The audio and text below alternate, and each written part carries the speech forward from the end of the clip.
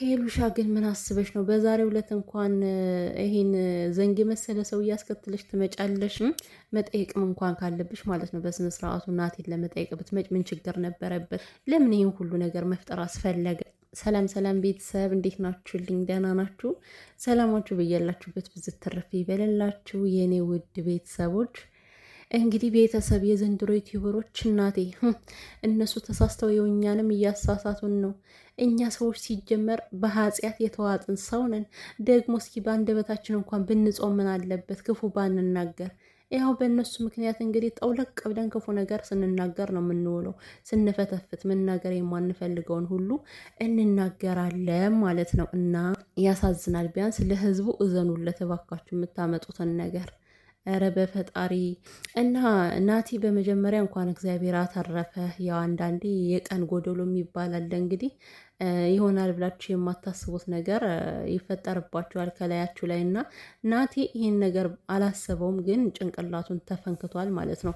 እና ፈጣሪ እንኳን ማራ። አይዞህ እንግዲህ የሄሉን ባህሪ እያወቅከው ነው አንተ ይህን ሁሉ እያደረክ ያለው። ናቲም ለምን እንደሆን ባይገባኝም ነገር ግን ማለት ነው እነዚህ ሰርጎ ገቦች ደግሞ በሰው ህይወት ገብተው ጥውልቅ ጥውልቅ እያሉ ሰው እንኳን እንዳያስወራ የምታደርገው ጥረት አሁን ሴቷ ማለት ነው ሄሉሻን ጭራሽ በቃ ልታስወራት አልቻለችም።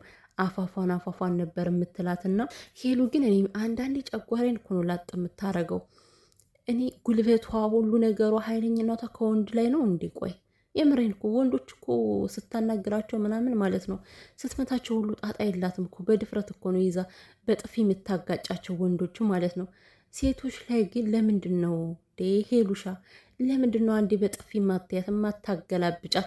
አንድ ሴት መታ ስትመታሽ ማለት ነው መልሰሽ በጥፊ ካቃጠልሻት እኮ ማለት ነው ድጋሚ ሌላ ሴት መታ አንቺን አትነካሽም። ገባሽ? ሴቶች ሲመቱሽ በቃ በጥፊ ተመትሽ ጉንጭሽን ያዛርገሽ ዝም ስትይ ታቃጥኛለሽ እንዴ ሄሉሻዬ።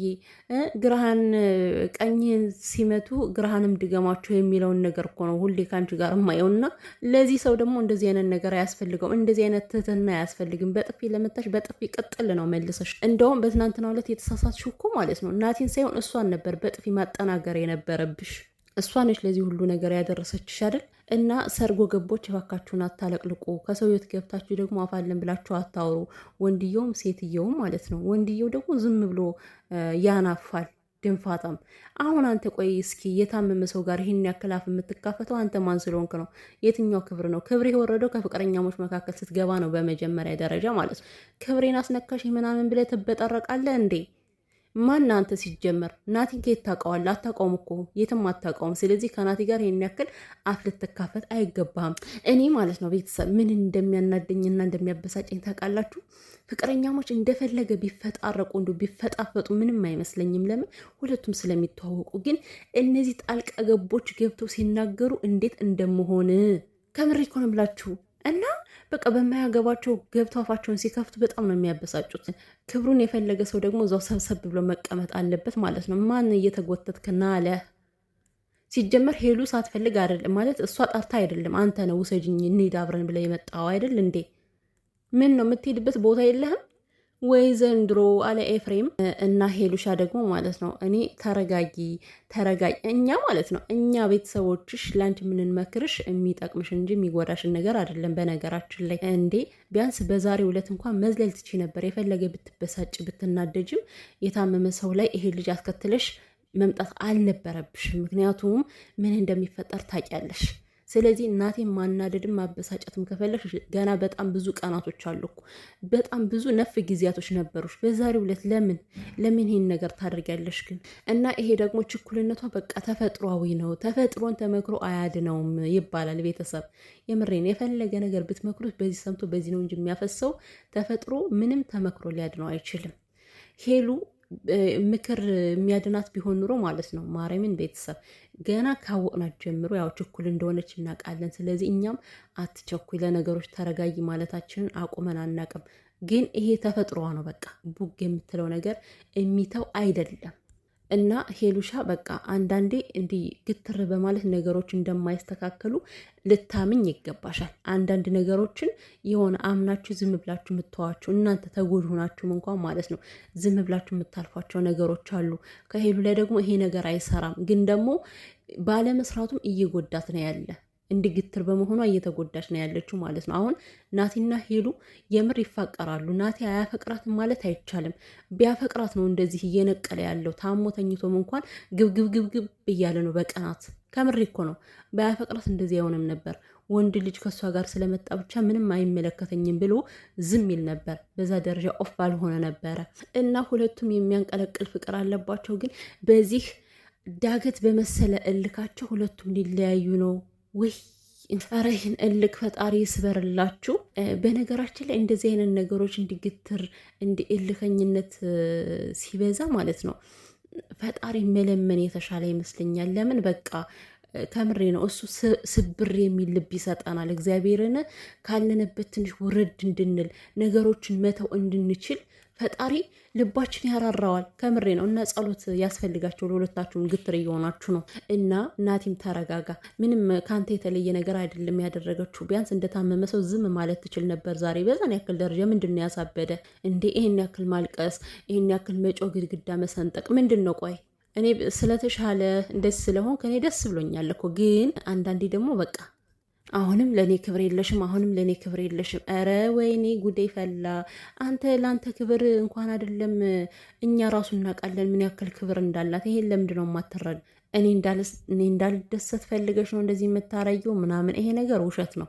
ናቲ የምትናገራቸው ነገሮች አንዳንዴ ውሸት ናቸው። እውነት ሄሉ ያንተን ማዘን አንድ ቀን ፈልጋ አታውቅም። ገባ አይደለም? ይሄን ልታውቅ ይገባል።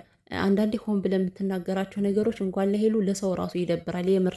እና የምትሳደቡ ሰዎች አላችሁ ደግሞ ማለት ነው። እና በነገራችን ላይ አሁን የምትሳደቡበት ጊዜ ሳይሆን ለራሳችሁ ለነፍሳችሁ የምትጮውበት ጊዜ ነው እንዴ። በመጀመሪያ ስድብ የሰው ልጅ እንደማይቀይር ማወቅ አለባችሁ። ምንድን ነው ከተጀመረ ጀምሮ እሷን ነው ባለጌ ባለጌ ባለጌ የምትሏት።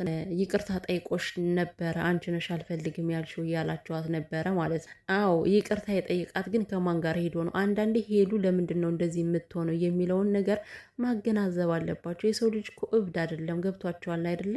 ከመሬት ተነስቶ እንደዚህ አይደነፋም። ከመሬት ተነስቶ እንደዚህ ስሜታዊ አይሆንም። ስሜታዊ ያደረጋትን ነገር እያወቃችሁ ግን አሁንም ድረስ ከእሷ ላይ ነው የምትፈርዱት። ማለት ማንም አንቺን አያገባሽም፣ ማንም ወንድ ከአንቺ ጋር አይቆይም፣ አንቺ መቀያየር ነው የምትፈልጊው። የምር በጣም ያስጠላል። ማለት የሆነ ባታውቋት ኑሮ እኮ ምንም ማለት አይደለም ብትናገሯ፣ ግን የሄሉን ባህሪ በደንብ ታውቁታላችሁና ሲጀመር ማንም አያገባሽም ለሚለው ማለት ነው ማንም በማንም ላይ መፍረድ አይችልም። እጣ ፈንታችን የሚሰጠን ፈጣሪ ነው እንጂ ሰው አይደለም። ገብቷችኋል? እናንተ በተናገራችሁት ሄሉ ማንም ሳያገባት የምትቀር ሴት አይደለችም አይባልምም። ሲጀመር ማንንም ታግባ ማንንም እች ልጅ ነገ ማግባቱ አይቀርም። ምክንያቱም እጣ ፈንታችን በፈጣሪ የተወሰነ ስለሆነ። ሲቀጥል ደግሞ እያደረገ ያላቸው ነገሮች እኮ ጥፋቱ ገብቶት አይደለም ናት የሚያደርጋቸው በልክ ነው እያደረጋቸው ያሉ ነገሮች በሙሉ።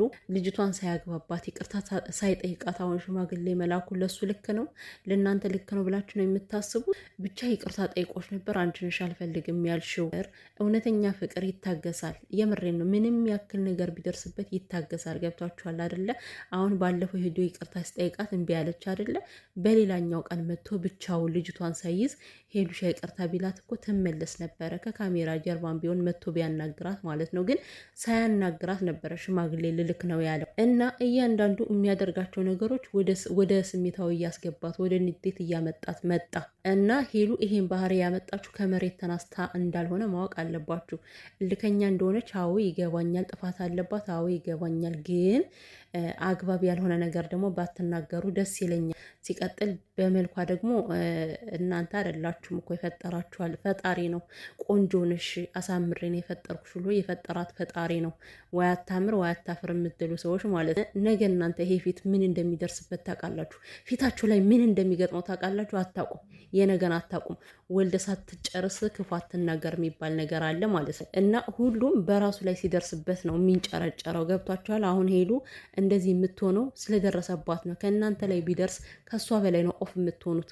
ጭራሽ ንቅል ነው ፀጉራችሁ ሁላን የምትነቅሉት ማለት ነው። ዝም ብላችሁ በቃ ከሰው ላይ ለመፍረድ ይሄን ያክል አትሯሯጡ። ምክንያቱም ነገ በኔ ብላችሁ ስታስቡ ይሄ ነገር በኔ ቢደርስ ምንድን ነው የሚሆነው ስሜት የሚለውን ነገር ማሰብ ይገባችኋል። የፈለገ የተረጋጋችሁ ብትሆኑ ማለት ነው በእንደዚህ አይነት ጉዳይ ሴቶች ድርድር እንደማያውቁ የታወቀ ነው። በቃ ለፍርድ የቸኮልን ሰዎች እንዴ ከተጀመረው ጀምረው እስካሁን ድረስ ባለጌ ነሽ ባለጌ ነሽ ባለጌ ነሽ። ሲጀመር የፈለገ ነገር የፈለገ ወንድ ብታመጣ ማለት ነው ስሜቷ አንድ እንዳልሆነ ታውቃላችሁ። የምታፈቅረው ናቴ ከፈለገ ወንድ ጋር ብትመጣም እንኳን ማለት ነው እቺ ልጅ ዩቲዩበር ነች አይደለ? ከብዙ ሰዎች ጋር ትገናኛለች። ምን ችግር አለው ታዲያ? ምን ችግር አለው? ሲጀመር ዩቲዩብ ባህሪው እንደዛ ነው። ከተለያዩ ወንዶች ከተሰራ ነው ቪው የሚመጣው እይታ የሚመጣው። እና በፈጠራችሁ የማይባል ነገር አትበሉ። የሰውን ማንነት ባየነው መሰረት አይደለም ልንለካው የምንችለው። ውስጡን ምንም የምናውቀው ነገር የለም። ሲቀጥል ደግሞ እኛ ሰውን ልንወድ ልናከብር እንችላለን እንጂ የዛን ሰው ህይወት እኛ መቆጣጠር አንችልም።